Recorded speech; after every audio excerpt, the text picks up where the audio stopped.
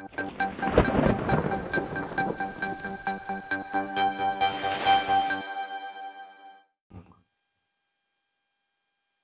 ngayon ay magpapasimula sa ating pangtatlong serye ng mga aralin at ito'y nagpapatungkol sa mga mahahalagang pagtuturo sa Biblia na dapat malaman ng bawat isang may paniniwala sa Diyos na lumalang sa Kanya.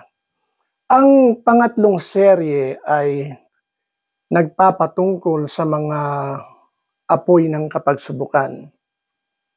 Ang iyong reaksyon sa apoy ng pagsubok ang siyang magpapahiwatig kung anong klaseng materyales ang iyong ipinapatayong pananampalataya. Ito ba ay kahoy? Ito ba ay papel? Ito ba ay dayami na madaling masunog? O ito ba ay ginto na lalong dumadalisay kapag dumadaan sa apoy ng kapagsubukan? Ang ikatlong serye ay nakatuon sa pagsubok at pagtitiis. Paglakad sa apoy na may pananampalataya. 6 po ang ating mga aralin na pag-uusapan dito. Una, ang layunin ng pagsubok. Pangalawa, kasama mo ang Diyos sa apoy. Pangatlo, kalakasan sa gitna ng kahinaan. Pang-apat, pagtitiwala sa Diyos sa mga tanong na walang kasagutan. At panglima, ito'y patungkol sa mga pagdurusa para kay Kristo. At ang ika-6 o ikahuling pagtuturo ay ito ay patungkol sa eternal na pananaw sa gitna ng pagdurusa.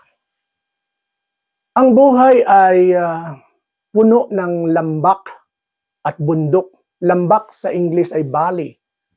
Sabi nga ni King David sa Psalms 23, "Though I walk in the valley of the shadows of death." Ang buhay ay punong-puno ng mga panahon ng kagalakan at mga sandali ng matinding dalamhati.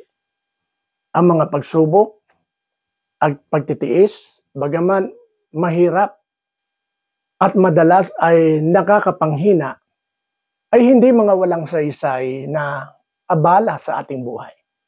Sa halip ito ay mga malalalim na pagkakataon upang lalong lumalim ang ating ugat ng pananampalataya, pagtitiwala at ugnayan sa Diyos. Sa pagbubukas ng seryeng ito na pinamagatang mga pagsubok at pagtitiis, paglakad sa apoy na may pananampalataya, ating pag-aaralan kung paano harapin ang pinakamabigat na sandali ng buhay habang mahigpit na kumakapit sa mga pangako ng Diyos. Ating tutuklasin ang makapangyarihang katotohanan mula sa kasulatan na magpapaalaala sa atin na kahit sa gitna ng matinding laban, hindi tayo nag-iisa. Ang Diyos ay kumikilos, hinuhubog ang ating pagkatao at inihahanda tayo para sa mas dakilang layunin. Habang tayo ay naglalakbay sa seryeng ito, naway mapalakas ang iyong pananampalataya, mabigyang lakas ang iyong puso, at matatag ang iyong kaluluwa sa hindi matinag na pag-ibig at katapatan ng Diyos. Alalahanin natin ang mga salita ni Apostol Pedro. 1 Peter chapter 1 verse 6-7, sabi niya, "Kaya't nagagala kayo kahit nasa kasalukuyan ay maaaring kailangan ninyong magdanas ng iba't ibang pagsubok sa maikling panahon. Ang mga ito'y dumarating upang subukin ang katapatan ng inyong pananampalataya, upang ito'y magbunga ng papuri, kaluwalhatian, karangalan kapag nahayag si Jesucristo."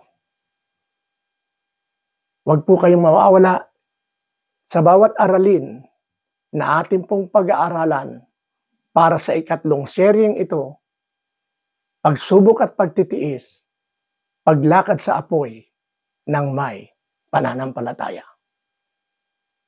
Salamat po.